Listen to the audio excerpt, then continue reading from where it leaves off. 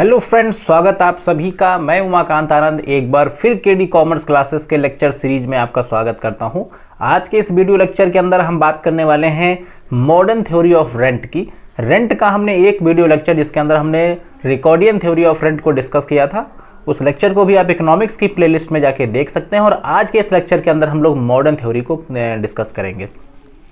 अगर बात करें इस मॉडर्न थ्योरी ऑफ रेंट की, तो ये बहुत ही इंपॉर्टेंट कंसेप्ट है। खासतौर पर जिन लोगों के सिलेबस के अंदर रेंट की थ्योरीज हैं, उनमें सबसे ज़्यादा अहम थ्योरी में से एक ये थ्योरी मानी जाती है। तो इस थ्योरी को आप जरूर पूरा डिटेल वीडियो आप देखें, ताकि आपका इस थ्योरी का जो भी कंसेप्ट है आपका क्लियर हो सके।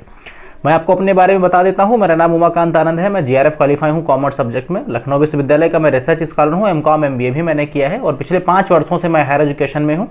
यूजी पीजी सीएमए और यूजीसी नेट के अलावा मैंने बोर्ड्स के भी स्टूडेंट को ट्रेन किया हुआ है। तो लेक्चर स्टार्ट करने से पहले आपसे एक रिक्वेस्ट है, अगर आप चैनल पर नए हैं तो चैनल को सब्सक्राइब कर लें, ताकि मेरे अपकमिंग जो भी वीडियोज और लेक्चर्स हैं उनके नोटिफिकेशन आपको प्राप्त हो सके। तो लेक्चर को स्टार्ट करते हैं और बात करेंगे अब हम लोग सबसे पहले कि मॉडर्न थ्योरी ऑफ रेंट आखिर क्या बताती है। अगर इसके हम लोग बैकग्राउंड हिस्ट्री की बात करें, इसके थोड़ा बैकग्राउंड पे जाएं, तो जो मॉडर्न थ्योरी ऑफ रेंट है, it is implied and modified version of Ricardian theory. यानी कि रेंट की जो रिकॉर्डियन थ्योरी हम लोगों ने पढ़ी थी, उसी थ्योरी का ये एक मॉडिफाइड वर्जन है। उसी में कुछ परिवर्तन किए गए, उसको बहुत इंप्रूव करके ये थ्योरी डेवलप करी गई। It was first of all discussed by professor JS Mill, यानी ये सबसे पहले जेएस मिल के द्वारा डिस्कस करी गई थी। उसके बाद कई प्रोफेसर्स ने इस पे काम किया, कई बड़े इकोनॉमिक्स ने काम किया, जैसे कि पेरेटो, मार्सेल, जॉन रॉबिन्सन, जीवॉन्स और भी कई लोग ऐसे हैं जिन्होंने इस पे काम किया। लेकिन जो बड़ा श्रेय जाता है वो जाता है प्रोफेसर जेएस मिल को, क्योंकि उन्होंने सबसे पहले मॉडर्न थ्योरी पे काम किया। तो ये बात आपको समझ आई कि मॉडर्न थ्योरी रिकॉर्डियन थ्योरी का इंप्रूव्ड वर्जन है। जेएस मिल का सबसे बड़ा योगदान है, उसके बाद भी कई लोगों ने इस पे काम किया। अब बात करेंगे हम लोग इस थ्योरी के एग्जैक्ट कंसेप्ट पर। ये थ्योरी एग्जैक्टली क्या बताती है। तो अगर बात करें थ्योरी के एग्जैक्ट कंसेप्ट की ओर, तो ये थ्योरी आपसे बताती है कि according to the modern theory, economic rent is a surplus which is not peculiar to the land only. आप लोगों ने इससे पहले रिकार्डो की जब थ्योरी पर बात करी, तो उन्होंने बताया कि जो रेंट होती है, रेंट का सीधा रिलेशन उन्होंने बताया था लैंड के साथ। उन्होंने किसी और फैक्टर का डिस्कशन अपनी थ्योरी के अंदर नहीं किया। बट ये थ्योरी बताती है कि जो आपका रेंट है, रेंट इज अ सरप्लस। कहा गया कि रेंट एक जो है वो सरप्लस है, जो सिर्फ लैंड के साथ, लैंड से ही रिलेटेड नहीं है। लैंड के अलावा भी और भी चीजें मैटर करती हैं। मतलब रिकार्डो का फोकस सिर्फ लैंड पे था, इनका फोकस जो है वो फैक्टर्स ऑफ प्रोडक्शन पे है। यानी लैंड के अलावा लेबर, कैपिटल और एंटरप्रेन्योर। यानी इनका ये मानना है कि जो रेंट है वो लैंड के अलावा लेबर, कैपिटल और एंटरप्रेन्योर पे भी जनरेट हो सकता है। तो अब इस थ्योरी को हम लोग जब जैसे जैसे धीरे धीरे इस कंसेप्ट की ओर हम बढ़ेंगे, एक एक बात आपको समझ आएगी और उम्मीद है कि आपको ये जो कंसेप्ट है बहुत बारीकी से आपको समझ आ जाएगा।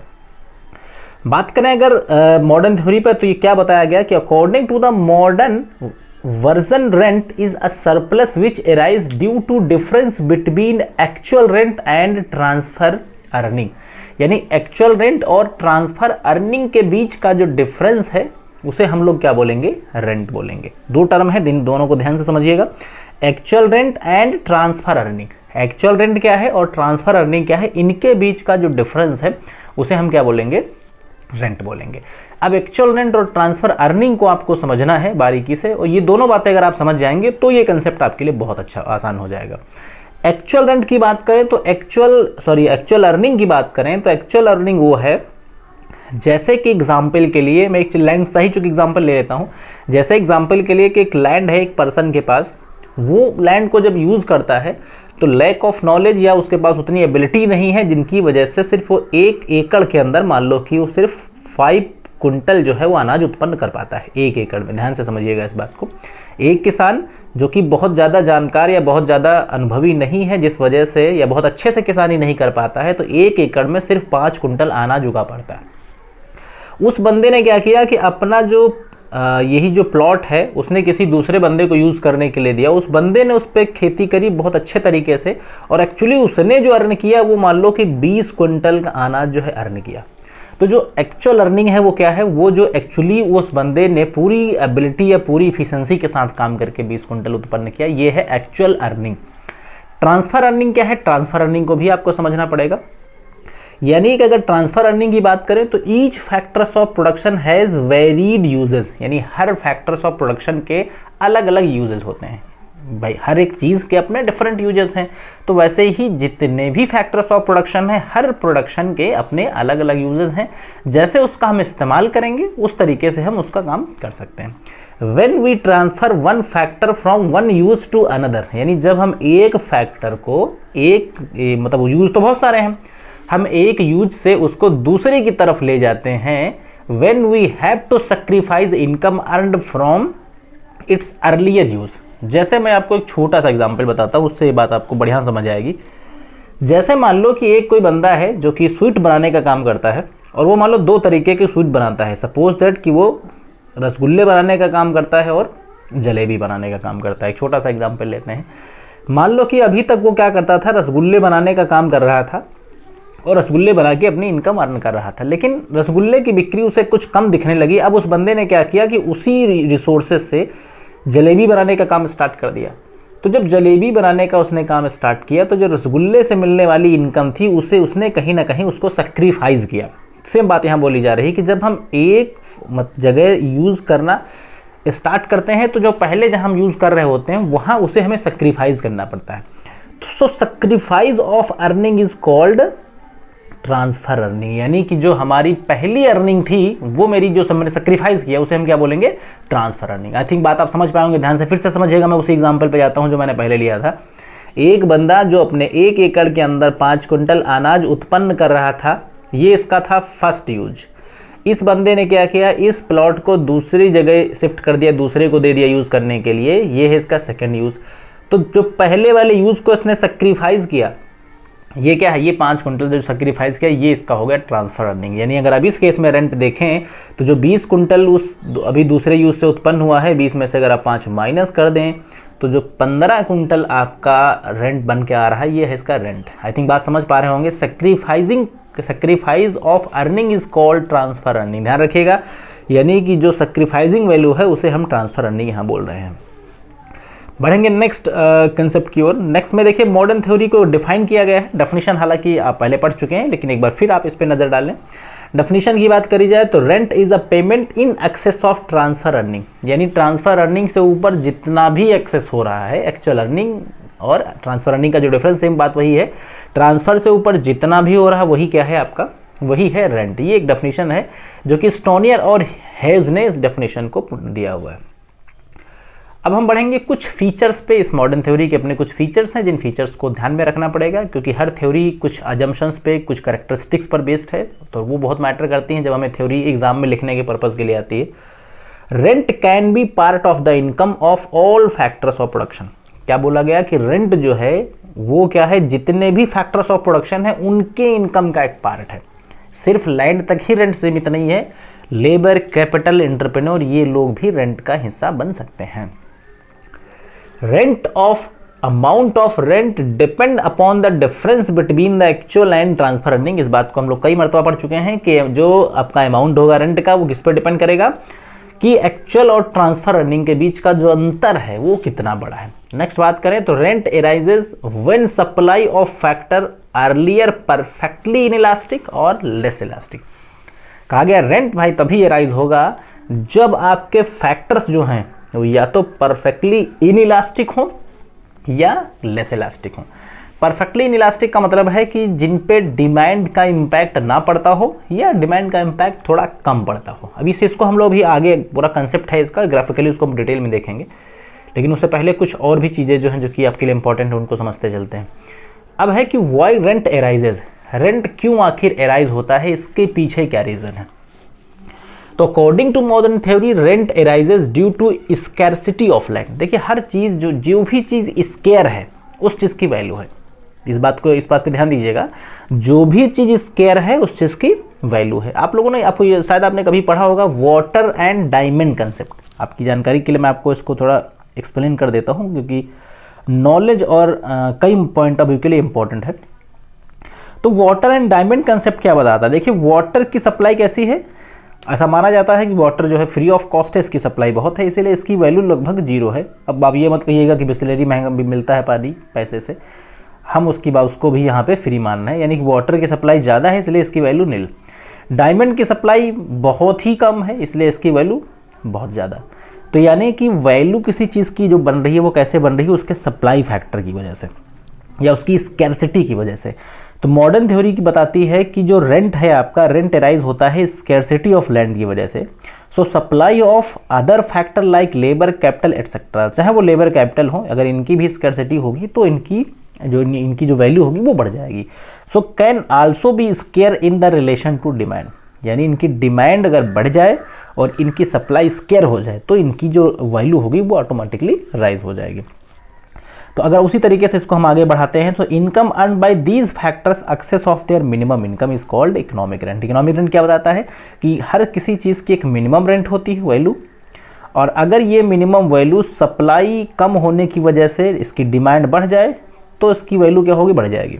भाई एक चीज़ की मान लो मिनिमम वैल्यू 100 रुपये, एग्जाम्पल के एक लेबर है जिसका 1-2 घंटे का मान लो कितना पैसा, 100 रुपये। लेकिन अगर सप्लाई जो है लेबर की कम है और डिमांड बहुत बढ़ जाए तो हो सकता है इसको 150 रुपये मिल जाए। तो इसको जो एक्स्ट्रा मिले हैं, जो एक्सेस मिला है, उसी को हम बोलेंगे क्या, इकोनॉमिक रेंट। आई थिंक ये भी बात आपको समझ आ गई होगी। अब हम बात करेंगे स्कैर्सिटी फैक्टर्स क्या होते हैं, सॉरी स्पेसिफिक फैक्टर क्या होते हैं और नॉन स्पेसिफिक, क्योंकि इस पर भी कई बार कुछ बातें पूछी गई हैं। स्पेसिफिक फैक्टर वो फैक्टर होते हैं जिनका हम लोग एक सिंगल यूज ही कर पाते हैं, यानी दीज फैक्टर्स जिनका हम यूज सिर्फ एक ही यूज कर पाएंगे, उनसे हम और कोई इस्तेमाल नहीं। जैसे मान लो एक खेत है जिस खेत के अंदर सिर्फ वीट ही होते हैं, ध्यान से समझते रहिए इस बात को, एक ऐसा खेत जहां पे एक सीजन के अंदर सिर्फ गेहूं ही उत्पन्न होता है, तो वो फैक्टर कैसा है, स्पेसिफिक फैक्टर। हम गेहूं के अलावा कुछ और उत्पन्न ही नहीं कर सकते हैं उस जगह पे, तो ये क्या है, specific factor. Non specific factor वो है क्या, जहां पे हम एक चीज का हम कई जगह इस्तेमाल कर सकते हैं। हमारे पास एक ऑप्शन है कि हम एक खेत के अंदर गेहूं भी बो सकते हैं, कोई और भी हमारे पास और भी कोई चीज़ बो सकते हैं, तो उसमें उस केस को हम बोलते हैं नॉन स्पेसिफिक फैक्टर।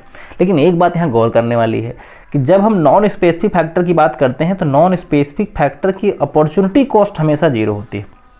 क्यों 0 होती, क्योंकि भाई जब हम एक चीज़ का इस्तेमाल करेंगे तो दूसरी चीज़ तो हमें टोटली सेक्रीफाइस करनी पड़ेगी, इसलिए इसकी अपॉर्चुनिटी कॉस्ट हमेशा 0 होती। सो ट्रांसफर अर्निंग इज 0, और इस केस में आपकी ट्रांसफर अर्निंग क्या होती है, वो भी 0 होती है। तो ये क्वेश्चन एक दो एग्जामों में पूछा गया है मल्टीपल चॉइस में कि नॉन स्पेसिफिक फैक्टर्स के अंदर जो अपॉर्चुनिटी कॉस्ट है वो कैसी होती है या ट्रांसफर अर्निंग कैसी होती है। तो इन पॉइंट्स पे आप गौर करते रहिएगा, ये कई मरतबा एग्जाम में पूछा जा चुका है। सो उस केस में एक्चुअल रेंट जो होगा वही आप जो एग्जिस्टिंग रेंट होगा, जो पहले का रेंट बन रहा होगा आपका, वही इसका हो जाएगा आपका एक्चुअल रेंट, क्योंकि ट्रांसफर वैल्यू इसमें 0 हो जाएगी। अब हम लोग बात करेंगे डिटर्मिनेंट ऑफ रेंट और स्कैर्सिटी थ्योरी ऑफ रेंट, यानी कि जो रेंट डिटरमाइन कैसे होता है और स्कैर्सिटी कैसे होता है, जो जिसकी बात अभी हम लोग इससे थोड़ा पहले कर रहे थे। आपको ध्यान होगा हम लोग अभी इस पॉइंट पे बात कर रहे थे, तो इसको अभी हम लोग यहाँ पे डिटेल में डिस्कस कर लेंगे ताकि पूरी जो कंसेप्ट है इसका क्लियर हो जाए। तो रेंट जो डिटरमाइन करता है वो 2 फैक्टर पे, कि उसकी डिमांड क्या है लैंड की और लैंड की सप्लाई क्या है। यानी कि लैंड की डिमांड और सप्लाई डिटरमाइन करते हैं कि रेंट कितना होगा। यानी कि land has derived demand, so it means the demand for land depend upon the demand for agriculture product. भाई डिमांड जो है, लैंड की डिमांड किस चीज़ पर डिपेंड करेगी, लैंड की जो डिमांड है वो डिपेंड करेगी एग्रीकल्चर के कितने प्रोडक्शन हो रहे हैं। If the demand for food grains increases, यानी अगर फूड ग्रेन की डिमांड इंक्रीज होगी, लैंड की डिमांड इंक्रीज होगी, और अगर फूड की डिमांड कम हो जाए तो लैंड की डिमांड कम हो जाएगी। So demand for land influence by the marginal productivity. भाई मार्जिनल प्रोडक्टिविटी का मतलब ये है कि जैसे जैसे लोगों की संख्या बढ़ेगी, लोग ज़्यादा खाने की मांग करेंगे, ज़्यादा खाने की मांग करेंगे तो किसान को ज़्यादा उत्पन्न करना पड़ेगा, यानी कि किसान को कहीं ना कहीं ज़्यादा लैंड की जरूरत पड़ेगी। तो ये पूरी बात इसमें समझनी है आपको। It means as more and more land is used so MP goes of diminishing.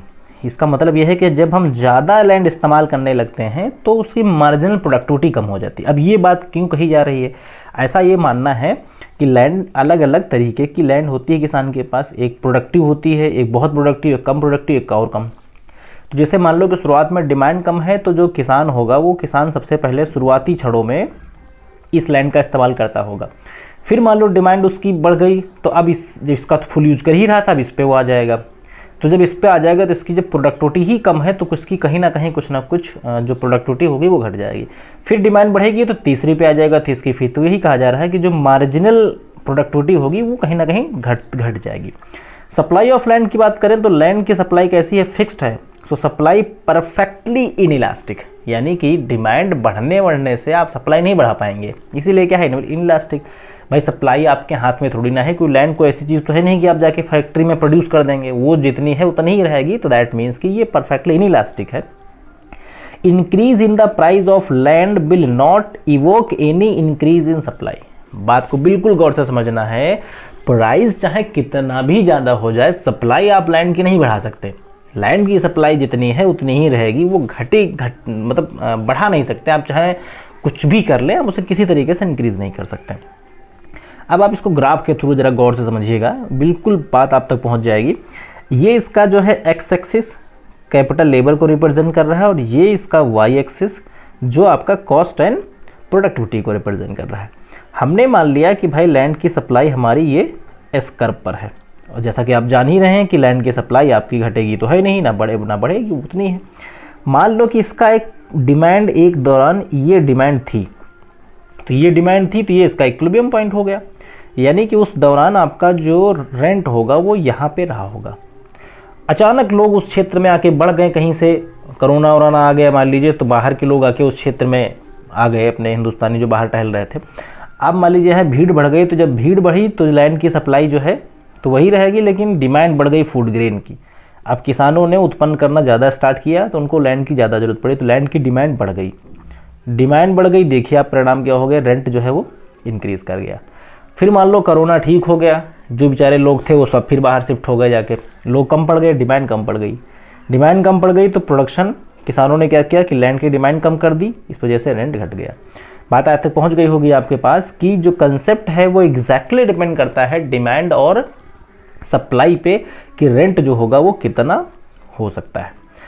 एक चीज़ और इसमें टेक्निकली थोड़ी बनती है, कई एग्जाम में पूछा गया, इसलिए मैंने इसको इसमें लेक्चर में कंसिडर किया हुआ है कि रेंट जो है वो ट्रांसफर एक्चुअल अर्निंग का डिफरेंस है। ये बात बहुत मरतबा बताई गई है, बार बार इसको हम लोग पढ़ने की आवश्यकता नहीं रही।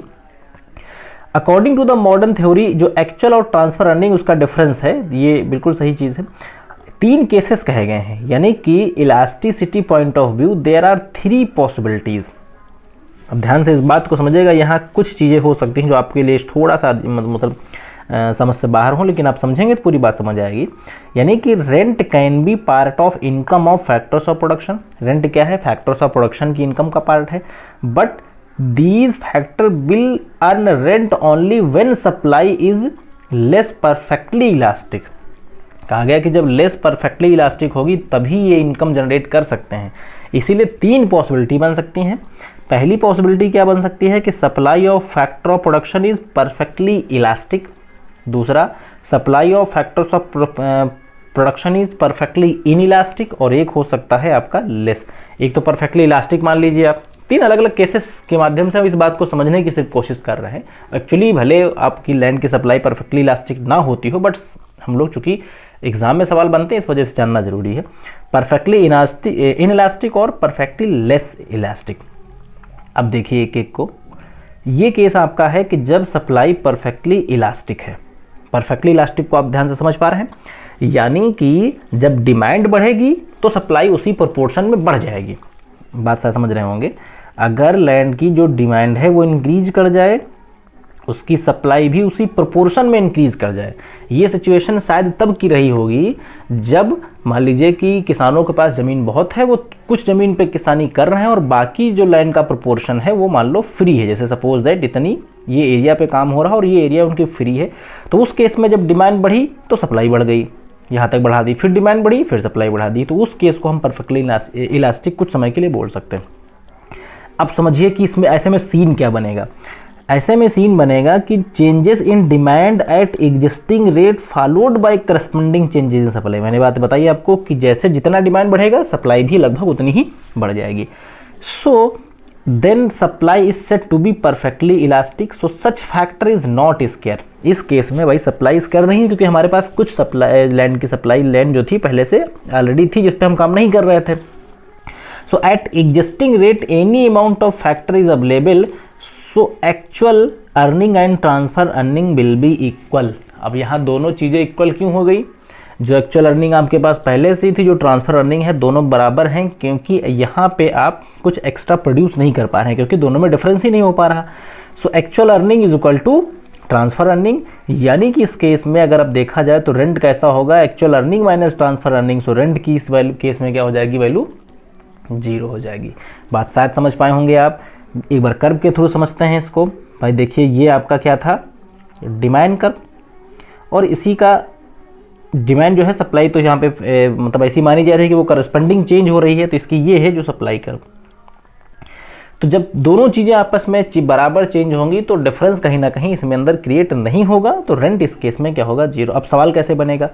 सवाल एग्जाम में मल्टीपल चॉइस में पूछा जा सकता है कि when supply is perfectly elastic, when supply is perfectly elastic then the value of rent will be, एक में हो जाएगा 0, एक में हो जाएगा नॉट 0, एक में कुछ और ऑप्शन होगा, तो उस केस में 0 ऑप्शन ही सही माना जाएगा। या ऐसे पूछा जा सकता है कि when supply is perfectly inelastic then actual earning greater than transfer earning, less than transfer earning, equal to transfer earning, तो भैया सही क्या होगा? Equal to transfer earning. शायद कंसेप्ट की बारीकी समझ पा रहे होंगे कि क्वेश्चन कैसे एग्जाम में बनते हैं। नेक्स्ट अगर आप बात करें तो व्हेन सप्लाई इज इनइलास्टिक, अगर सप्लाई इनइलास्टिक हो, इनइलास्टिक का मतलब इस बार सप्लाई बिल्कुल जहां थी वहीं, ना घटेगी ना बढ़ेगी। अब सिचुएशन को समझो, यानी कि इंक्रीज और decrease in demand not followed by supply, demand बढ़े चाहे घटे, सप्लाई जो है लैंड की फिक्स है। क्यों? क्योंकि जितनी लैंड थी वो इस्तेमाल की जा चुकी है, तो अब नहीं बढ़ेगी। उस सिचुएशन पे क्या होगा? In such case transfer earning will be 0 and difference between actual and transfer earning will be equal to the actual earning। यानी इस केस में कहा गया कि जो ट्रांसफर अर्निंग है वो क्या हो जाएगी? 0 हो जाएगी, और जो डिफरेंस होगा एक्चुअल अर्निंग और ट्रांसफर अर्निंग के बीच में वो क्या हो जाएगा आपका? वो होगा एक्चुअल अर्निंग ही। जैसे हम लोगों का रेंट का फार्मूला था, rent is equal to actual earning minus, एक मिनट कलर बदल लिया जाए, ट्रांसफर अर्निंग। इतनी बात आप पढ़ें। मान लो भैया कि अगर रेंट यहाँ पे, अगर रेंट आप मान लीजिए कि इस केस में सपोज दैट एक्चुअल रेंट जो भी है उतने रहेगा, ट्रांसफर ये अगर 0 हो जाए तो वैल्यू तो जो एक्चुअल अर्निंग है वही आएगी ना, ठीक है ना। तो बात शायद समझ रहे होंगे, इतनी कोई खास इसमें दिक्कत है नहीं। अब इसको एक बार ग्राफ के थ्रू समझ लिया जाए तो आपके लिए थोड़ा सा ये आसान हो जाएगा। एक मिनट, ग्राफ के लिए समझने के लिए इसको तो भी बहुत मोटा हो गया, इसको सही कर लिया जाए जरा। आपका जो ब्रश है अब आई थिंक सही हो गया। खैर, तो अगर हम लोग बात करें कि इसको ग्राफिकली अगर आप इसको देखें तो ग्राफिकली देखने के लिए आपको इसके चार्ट की तरफ जाना पड़ेगा, और चार्ट आपको कुछ चीज़ें बता रहा है। एक देखिए एक्स एक्सिस, ये इसका वाई एक्सिस, ये इसकी जो है वो डिमांड फैक्टर, और सप्लाई इसकी फिक्स्ड है। तो इस केस में आपकी जो प्राइसिंग होगी वो जहाँ पे इंटरसेक्ट करेगी। अब डिमांड में चेंज होने से रेट चेंज हो सकते हैं, बट ये ध्यान रखना है कि इस केस में जो आपका रेंट होगा वो एक्चुअल अर्निंग ही इसका रेंट माना जाएगा, जो कि ट्रांसफर अर्निंग जो है 0 है। क्यों माना जाएगा? क्योंकि सप्लाई आपको बढ़ा नहीं सकते हैं, तो रेंट जो भी रेट उसका रहेगा घटने बढ़ने की वजह से वही उसका रेंट माना जाएगा। नेक्स्ट देखें तो when the supply is less perfectly inelastic, यानी लेस परफेक्टली इलास्टिक से थोड़ा कम है, तो इस केस में इसको पूरे को समझते रहें आप। Less than perfectly elastic supply means that the transfer earning of all the factor units are not equal, यानी कि जो ट्रांसफर अर्निंग है हर फैक्टर ऑफ यूनिट की बराबर नहीं है। अलग अलग प्लॉट्स है, उनकी अलग अलग प्रोडक्शन की क्षमता है, तो इसलिए ट्रांसफर अर्निंग बराबर नहीं है। सो जॉन रॉबिन्सन ने देखिए बताया है कि transfer earning to explain the amount of rent by factor unit of particular use. इन्होंने क्या किया कि अलग अलग कुछ मतलब फैक्टर यूनिट्स माने हैं, जहां से इसको इन्होंने समझाने की कोशिश करी। So she defines transfer earning as the price which is necessary to retain a given unit of factor that a certain industry. भाई ट्रांसफर अर्निंग का मतलब क्या है कि एक जो मिनिमम आपकी एबिलिटीज़ हैं, हर किसी चीज़ को इस्तेमाल करने की जो एक मिनिमम कीमत होती है वो जो हम पे करते हैं उसे हम बोलते हैं क्या, ट्रांसफर अर्निंग। तो एक बार जरा इसके रॉबिन्सन साहब के ग्राफिकली प्रेजेंटेशन से इसको समझ लिया जाए ताकि कंसेप्ट क्लियर हो जाए। इन्होंने 3 तरीके लिए, जैसे मान लिया जाए कि लैंग की 20, 30 और 40 जो है डिमांड है लेबर के लिए। एक्चुअल अर्निंग कितनी है इनकी, एक में 25 है, एक में 20, 25 और 30 है। ट्रांसफर अर्निंग इनकी यानी मिनिमम जो वैल्यू है वो 20 हर केस में है। और इनका रेंट क्या होगा, पहले वाले केस में अगर देखा जाए तो 20 डिमांड थी और 20 ही, मतलब एक्चुअल अर्निंग और ट्रांसफर अर्निंग दोनों 20 हैं, तो रेंट क्या हो गया 0। इसमें आपका एक्चुअल अर्निंग 25 है और रेंट है, ट्रांसफर अर्निंग 20 है, तो यहाँ हो गया रेंट 5। यहाँ पे 30 और 20 यानी यहाँ हो गया रेंट 10। तो कुल मिला के देखा जाए कि जैसे जैसे आपका एक्चुअल अर्निंग जो बढ़ रही है वैसे रेंट बढ़ेगा, एक्चुअल अर्निंग घटेगी तो रेंट घट जाएगा। यहाँ पे अगर आप देखें तो यहाँ हमने लेबर को शो किया, यहाँ पे हमने प्राइस को शो किया। आप अलग अलग इस पर लेबर रिप्रेजेंट कर लेंगे तो जहाँ पे ये इंटरसेक्ट करेंगे वही जाके आपकी रेंट की वैल्यू बन जाएगी। तो आई थिंक ये कंसेप्ट टेक्निकली मैं बिल्कुल नहीं कहूँगा कि ये बड़ा इंटरेस्टिंग चैप्टर रहा होगा आपके लिए, बिल्कुल ज़रूर थोड़ा सा लेंदी है, थोड़ा सा टिपिकल है, बट मैंने कोशिश की कि आप तक इससे संबंधित बातें पहुँच सकें। और मुझे पूरा विश्वास है कि आपके एग्जामिनेशन पॉइंट ऑफ व्यू के लिए हर वो चीज़ जो कि ज़्यादा इंपॉर्टेंट थी वो आप तक पहुँच गई होगी। लेक्चर अच्छा लगा हो तो इसे लाइक शेयर कर सकते हैं, और चैनल को अगर आपने अभी तक सब्सक्राइब ना किया हो तो प्लीज़ आप सब्सक्राइब कर लें ताकि मेरे जो भी अपकमिंग लेसन हैं उनके नोटिफिकेशन आपको मिल सकें। So thanks for watching this video, have a nice day.